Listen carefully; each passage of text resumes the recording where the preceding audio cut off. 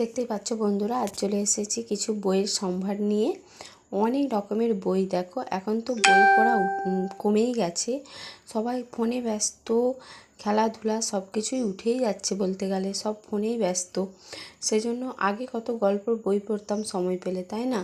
এখন আর ঠাকুমার ঝুলি, এই দেখো ঠাকুমার ঝুলি সেই ছোটোবেলায় আমরা কত পড়েছি, কিন্তু এখন আর দেখো ধীরে ধীরে বই যেন জীবন থেকে হারিয়েই যাচ্ছে। যাক, চলে এসেছি একটা বইয়ের মেলাতে। এখানে অনেক রকমের বই আছে, ভাগবত গীতাও আছে। আমি নিয়ে নিলাম একটা শনিদেবের পাঁচালী, লক্ষ্মীর পাঁচালী নিয়েছি, আর একটা রাধা মাধবের একটা সব রকম গানের একটা ভক্তিগীতির একটা বই নিয়েছি।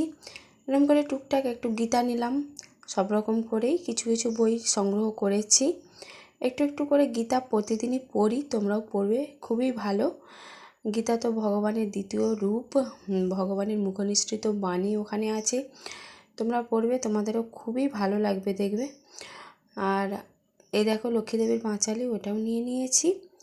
আর সবাই একটু এরকম বইমেলাতে গিয়ে কিছু কিছু বই অবশ্যই সংগ্রহ করবে, দেখবে একটু একটু করে পড়বে, খুব ভালো লাগবে। আগে তো কত না কত লাইব্রেরি থেকে গল্পের বই নিয়ে এসে পড়তাম, কিন্তু এখন এত ব্যস্ততার মধ্যে আমি নিজেই বই পড়ার সময় পাই না। শুধু ভাগবত গীতাটাই প্রতিদিন পাঠ পড়ি, এক স্তবক করে, তাও এক স্তবক 2 স্তবক করে পড়ি।